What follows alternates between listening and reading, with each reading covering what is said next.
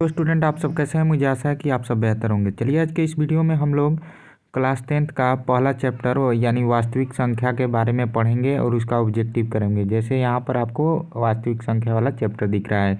सबसे पहला क्वेश्चन है कि किसी धनात्मक पूर्णांक a तथा b के लिए a गुणे यानी a कोमा b का मौसा a इंटू b का जो है लॉसा निम्नलिखित में से किसके बराबर है। तो यहाँ पे जब भी इस तरह का क्वेश्चन आपको दिखे तो केवल ध्यान रखना है कि a गुणे b जैसे दिखाई देगा उस पर आपको टिक मार देना है।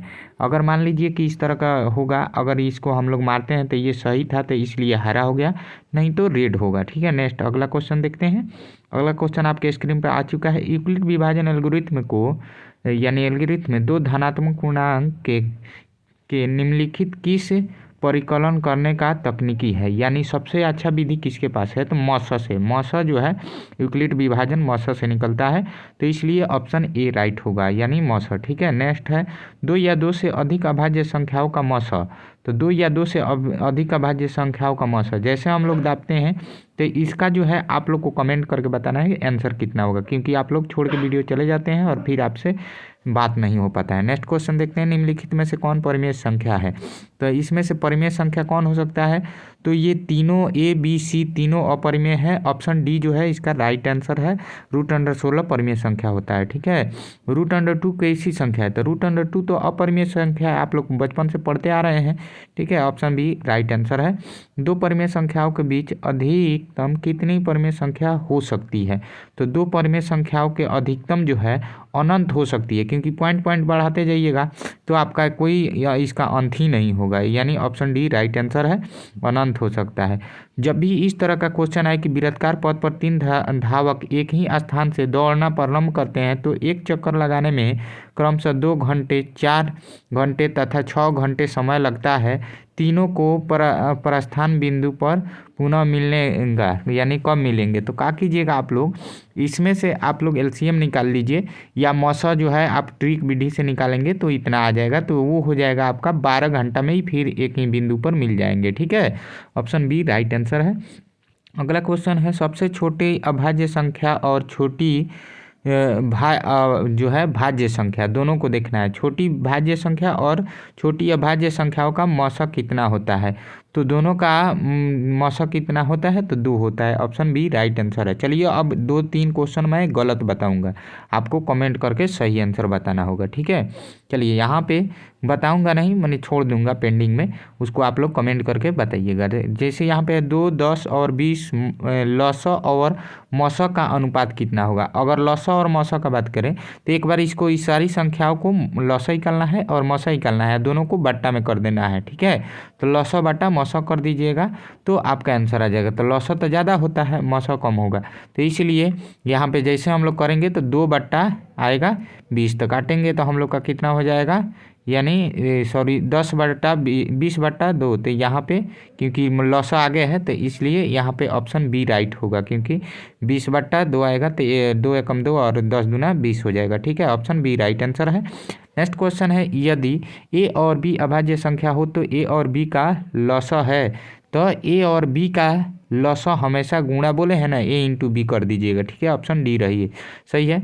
नेक्स्ट क्वेश्चन है दो लगातार संख्याओं का मौसा होगा। तो दो लगातार अगर संख्या होगा तो उसका मौसा कितना होगा। तो उसका मौसा हमें जो है लगातार होगा तो ध्यान रखना है 1 होगा। कितना होगा, लगातार रहेगा तब, अगर अलग अलग रहेगा तो उसका ज़्यादा होगा। तो ऑप्शन जो है बी राइट आंसर है। नेक्स्ट क्वेश्चन है निम्नलिखित में से कौन सी अभाज्य संख्या है।